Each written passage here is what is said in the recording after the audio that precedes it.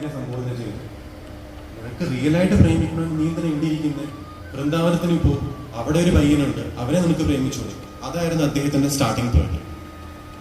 പക്ഷെ ആലോചിക്കണം, ഒരാൾ ഇങ്ങനെ പറഞ്ഞാൽ തന്നെ ഉടനെ തന്നെ കൃഷ്ണഭാവം അല്ലെങ്കിൽ കൃഷ്ണപ്രേമം വരണമെന്നില്ല. ഇത്രയോ ഒരു എന്താ പറയുക നികൃഷ്ടഭാവത്തിൽ ഇരുന്നാൽ പോലും ആ ഭാവത്തിൽ നിന്ന് എവിടെയോ ഒരു ഗ്രേസ് അദ്ദേഹത്തിന് കിട്ടിയിട്ടുണ്ടായിരുന്നു. ആ സ്ട്രോങ് ഫീൽ ഉള്ളത് കൊണ്ട് അദ്ദേഹത്തിന് നല്ലൊരു ആചാര്യ വിഠൽ നാഥ്ജി ആ ഡിവിനിറ്റി വന്ന് കയറിയപ്പോൾ റസ്ഖാൻ പറയുകയാണ്, അവിടെയും ഈ ആരോ ആയാലും ഇവിടെ ഈ ഷീൽഡ് ആയാലും അതൊരു വാരിയേഴ്സ് യൂസ് ചെയ്യുമ്പോൾ പറയാറുണ്ട് ക്ഷത്രിയന്മാർക്ക് പ്രേമമില്ല. ഈ ഇൻസ്ട്രുമെന്റ് വെച്ച് ഇദ്ദേഹം ഡിവൈൻ ലവിനെ എക്സ്പ്ലെയിൻ ചെയ്യാൻ ശ്രമിക്കുകയാണ്.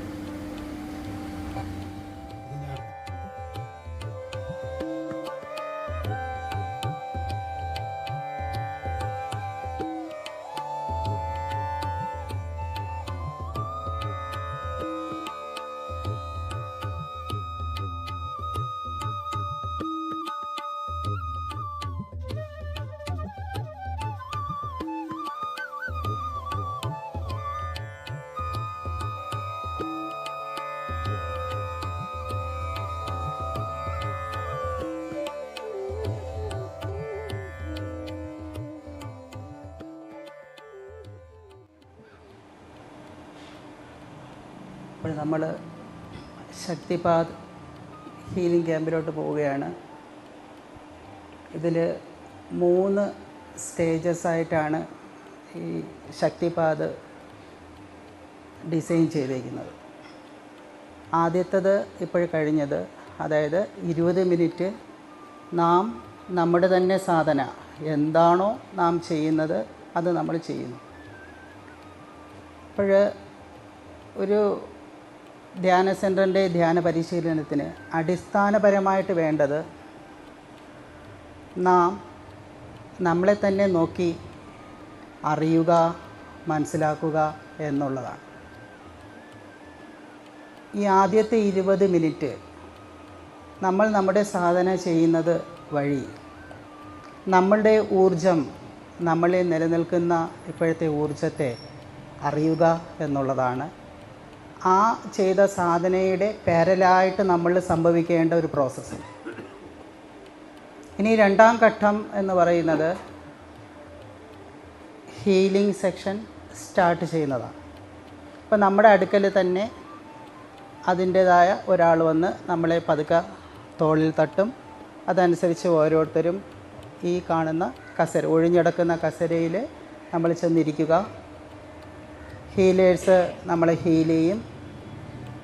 നമ്മൾ നിശ്ചലമായി അത് സ്വീകരിച്ച് ഇരിക്കുക എന്നുള്ളത് മാത്രമേ നമുക്ക് ചെയ്യേണ്ടതായുള്ളൂ. ഹീലിംഗ് കഴിയുമ്പോൾ ഹീലേഴ്സ് തന്നെ നമ്മുടെ തോളിൽ തട്ടും.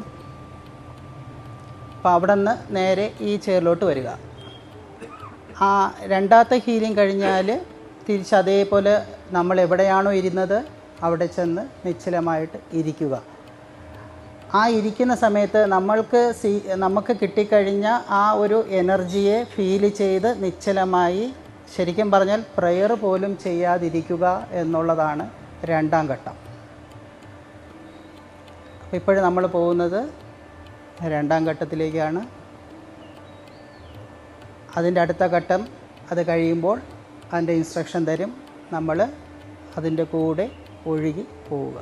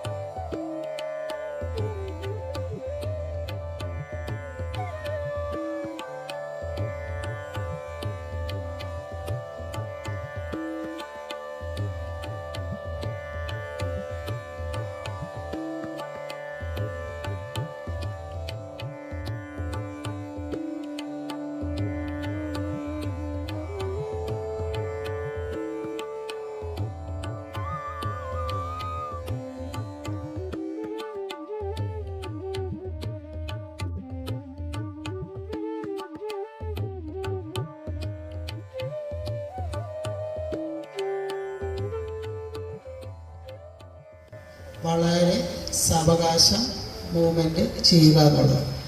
എന്തിനാണ് സാവകാശം മൂവ്മെൻറ്റ് ചെയ്യുക എന്ന് വെച്ചാൽ തരും ആ പില്ലോയിൽ മുട്ട് പ്രസ് ചെയ്ത് നമ്മൾ ഈ രീതിയിൽ ഇരിക്കുന്നു, അതായത് മുട്ടിലേക്ക് നിൽക്കുന്നു.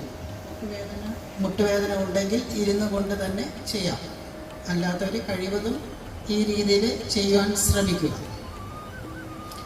എന്നിട്ട് ബാക്ക് സപ്പോർട്ടായിട്ടൊരു മ്യൂസിക് ഉണ്ടാവും.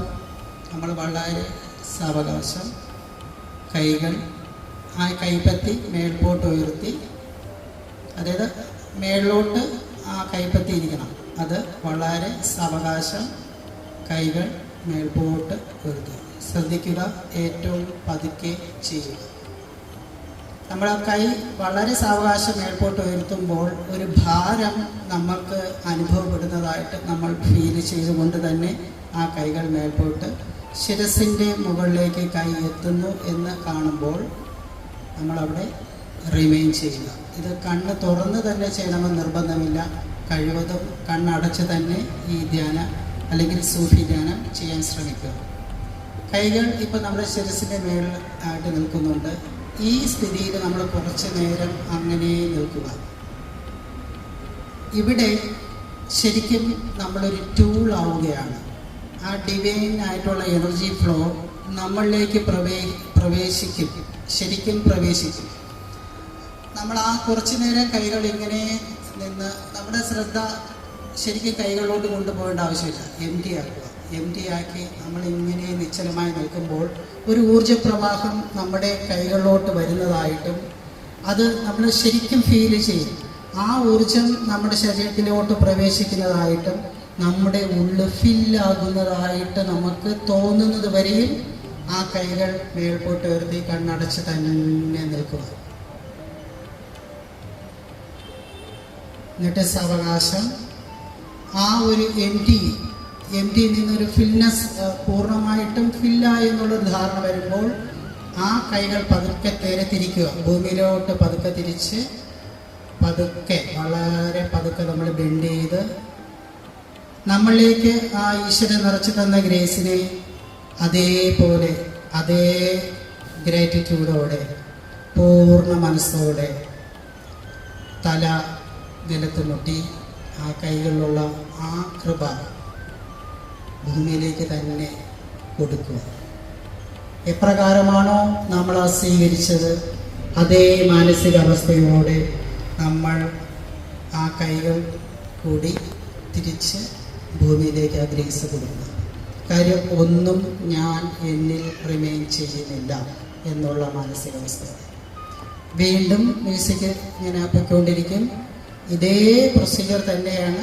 പതുക്കെ എണീറ്റ് മുട്ടിൽ തന്നെ നിന്ന് കൈകൾ നിവർത്തി മേൽപോട്ട് ഉയർത്തി ഫില്ലായെന്ന് ബോധ്യമാകുമ്പോൾ തിരിച്ച് ഭൂമിയിലേക്ക് കൊടുക്കുക. വളരെ സിമ്പിളായിട്ടുള്ള ഒരു ധ്യാനവിധി. സ്ലോയിൽ അറിഞ്ഞ് ഈ നിമിഷത്തിൽ നിന്നുകൊണ്ട് ചെയ്തു കഴിഞ്ഞാൽ തീർച്ചയായിട്ടും ഇതിൻ്റെ അനുഭവം വേറെയായിരിക്കും. നമ്മൾ ഈ ഒരു പ്രോസസ്സ് ചെയ്യുമ്പോൾ ഫില്ല് ചെയ്യുമ്പോൾ നമ്മൾക്കുണ്ടാകുന്ന ഒരു സന്തോഷം അത് നമ്മൾ 100% അനുഭവിക്കുക. അത് നമ്മൾ ഭൂമിയിലേക്ക് തിരിച്ചു കൊടുക്കുന്ന സമയത്തുണ്ടാകുന്ന ഇമോഷൻ, എന്ത് ഇമോഷനാണോ അത് അങ്ങനെ നമ്മളിലോട്ട് വരുവാൻ നമ്മൾ അനുവദിക്കുക. അങ്ങനെ പൂർണ്ണ ഗ്രാറ്റിറ്റ്യൂഡോടെ ആ ഗ്രേസിനെ റിസീവ് ചെയ്യുക. എന്താണോ റിസീവ് ചെയ്തത് അതേ മനോഭാവത്തോടെ അതിനെ നമ്മൾ വിട്ടുകൊടുക്കുക. അങ്ങനെ പൂർണ്ണമായിട്ടും റിസീവ് ചെയ്യുക, വിട്ടുകൊടുക്കുക, റിസീവ് ചെയ്യുക, വിട്ടുകൊടുക്കുക. ഈ ഒരു പ്രോസസ്സ് നമ്മളിങ്ങനെ നടക്കുമ്പോൾ നമ്മളിൽ എന്താ സംഭവിക്കുന്നത്? നമ്മളൊരു ആവുന്ന ഒരു പൈപ്പായിട്ട് മാറും. ആ ഗ്രേസ് നമ്മളിലോട്ട് ഫ്ലോ ചെയ്യുന്നതായിട്ട് നമ്മൾ ഫീൽ ചെയ്യും. പിന്നെ നമ്മൾ ഒന്നും റിസീവ് ചെയ്യുന്നില്ല, ഒന്നും കൊടുക്കുന്നില്ല, പക്ഷെ ഫ്ലോ അവിടെ നടക്കുന്നു. ആ ഫ്ലോ അങ്ങനെ നടക്കുവാൻ അനുവദിക്കുക. ഈ ഒരു പ്രോസസ്സ് 3, 4, 5 അത് നമുക്ക് ചെയ്യാൻ സാധിക്കുന്ന രീതിയിൽ ചെയ്യുക. അത് കഴിഞ്ഞ ശേഷം നിശ്ചലമായിട്ട് ഇരിക്കാൻ ആഗ്രഹിക്കുന്നുണ്ടെങ്കിൽ നിശ്ചലമായി ഇരിക്കുക.